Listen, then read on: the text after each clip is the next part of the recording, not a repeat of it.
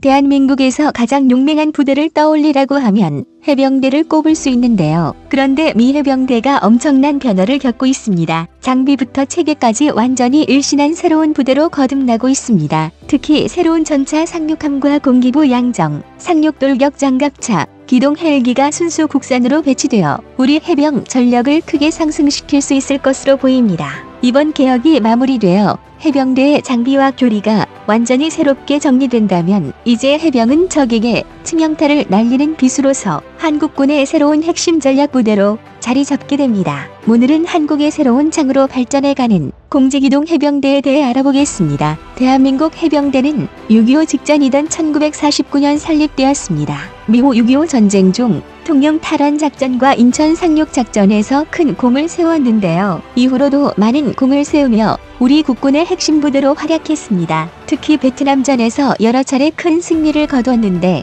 해병 2사단의 전신인 청룡부대의 한개 중대가 베트콩 한개 연대를 상대로 승리한 짜빈동 전투는 지금까지도 성공적인 기지방어의 전투 사례로 모범으로 남아있습니다. 통상적으로 해병대의 역할은 크게 두 가지입니다. 김포 일대에 배치된 해병 2사단은 한강하구의 북한군을 경계하는 한편 유사시 상륙작전을 수행합니다. 백령도의 주둔한 6여단, 제주도의 구묘단, 연평도의 연평부대 등이 영토의 끝자락 도서들을 지키고 있습니다. 그러나 해병의 임무는 본질적으로 수비에 있지 않습니다. 해병의 기원은 육전대에 있는데요. 중세의 해전은 포를 사용하지 않거나 사용하더라도 그리 위력이 대단하지 않았기에 근접전으로 승부를 내는 경우가 많습니다. 그래서 배를 수비하고 적이 배를 탈환하기 위해 중무장한 병사들을 태웠는데요. 총과 대포가 발전하면서 이들은 적과의 백병전뿐 아니라 해적과의 교전이나 나아가 상륙작전을 통해 무인도나 적지를 점령하는 임무를 수행하게 됩니다. 이육전대는 제국주의 시절 가장 최고의 정예 병사들이었고 식민지 개척의 천병이었습니다. 그리고 시간이 흘러도 이런 공세적 성향은 변화하지 않았는데요. 2차 대전에서 해병대는 적이 점거한 영토의 취약점이나 적진의 해안시설에 기습적으로 상륙해 적의 전략을 망가뜨리는 역할을 맡았습니다. 대표적인 전투가 과달카날 전투인데요. 미 해병 1사단은 과달카날에 비행장을 두고 일본군과 사투를 벌여 이를 확보했고 과달카날을 확보하기 위해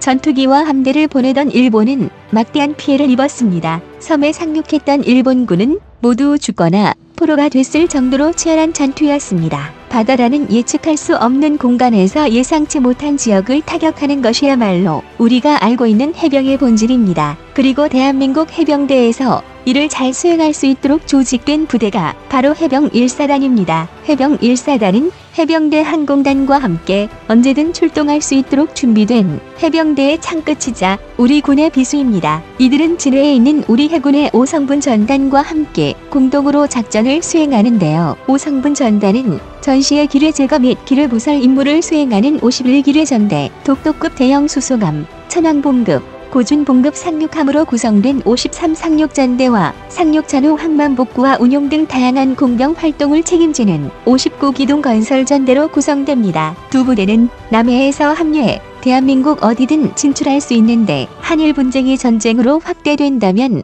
대마도를 공략할 수 있고 북한과의 전쟁이 일어나면 동해상의 요충지를 노리거나 북한의 수도 평양으로 이어지는 북한 최대 항구 남포항을 노릴 수도 있습니다. 그래서 어디로든 진출할 수 있는 한개 해병사단은 대한민국을 둘러싸고 있는 모든 나라가 항상 긴장한 채 관찰하는 우리 군의 핵심 전력입니다. 하지만 불과 수년 전까지 우리 해병은 이런 임무를 수행하는데 적합하지 않은 수준의 낙후된 군대였습니다. 그 이유가 상당히 참담했는데요. 병사의 질적 하락이나 전술의 퇴보 같은 문제가 아니라 장비가 노후화되어 시대에 맞는 전술은커녕 제대로 된 작전조차 수행하기 어려운 지경에 몰렸기 때문입니다. 세계 최고의 해병대는 단연코 미해병대입니다. 거의 20만에 육박하는 미해병대는 세계 어디로든 수만 병력을 수일 안에 파견할 수 있도록 세계 각지에 배치되어 있는데요. 해병대를 위한 다수의 전용 공격 헬기와 수백 대의 F-35B를 운용하는 명실상부 세계 최강의 해병부대입니다. 미 해병대는 다수의 군단급 제대인 해병 원정군 MEF를 운용하는데요. 해병을 파견해야 될 지역의 상황에 따라 여단급 해병 원정단 MEBLI, 연대급인 해병 원정대 MEU를 보내기도 합니다. 또 규모에 따라 장비가 달라지지만 아메리카급 강습 상륙함, 샌안토니오급 LPD 등을 통해 한 번에 다수의 병력과 장비를 이동시킬 수 있습니다. 최근까지 미군은 초수평선 작전을 미래전의 개념으로 추구했습니다. 초수평전 작전은 수평선 너머에 감지되지 않는 바다에서 V-22 오스프리와 기동 헬기로 구성된 공정부대, 공기부 양정등이 F-35B, AH-1Z 바이퍼 등이 엄호하에 순식간에 상륙 거점을 확보합니다. 이후 샌안토니오급 LPD에서 출발한 상륙 돌격 장갑차와 상륙 주정에 탑재된 전차들이 거점을 강화하고 확보된 거점과 인근 항만을 통해 추가 부대와 물자를 지원받으며 거점을 확장하는 것인데요. 전시에 미 해병대와 함께 북한을 타격하는 임무를 수행해야 하는 우리 해병대 역시 이에 맞춰 편제를 개선해왔습니다. 그러나 미군이 새로운 작전 개념을 대대적으로 개편하며 우리 해병대는 큰 곤란에 처했는데요. 미 해병대는 초수평선 작전을 통한 대규모 상륙 작전을 포기하고 분산된 치명성을 바탕으로 한 수부대 작전으로 작전 개념을 완전히 바꿔버렸습니다. 미군이 이런 결정을 한 이유는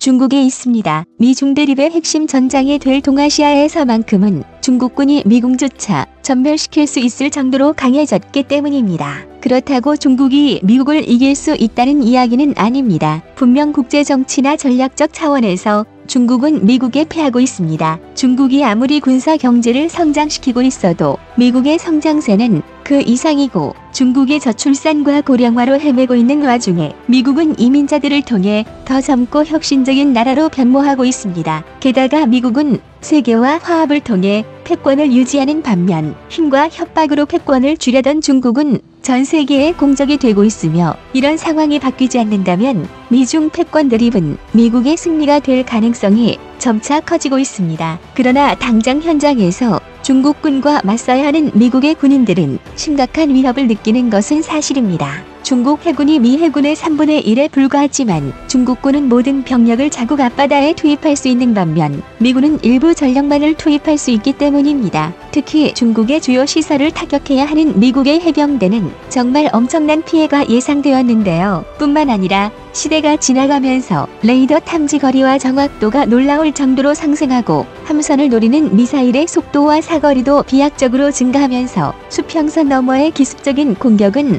미국조차 불가능한 시대가 됐습니다. 미 때문에 오히려 2차 세계대전의 노르망디 작전처럼 대규모 함대를 집결해 압도적인 방공망과 화력 지원하에 적진을 돌파하는 게 낫다는 말까지 나오고 있는 실정입니다. 그래서 미군은 다수의 무인정을 유령 함대로 운영해 적을 기만하는 한편 작고 빠른 스텔스 함정이나 수송기에 탑승한 소수의 정예부대가 적진을 치고 빠지는 새로운 형태의 해병 작전을 내놓았습니다.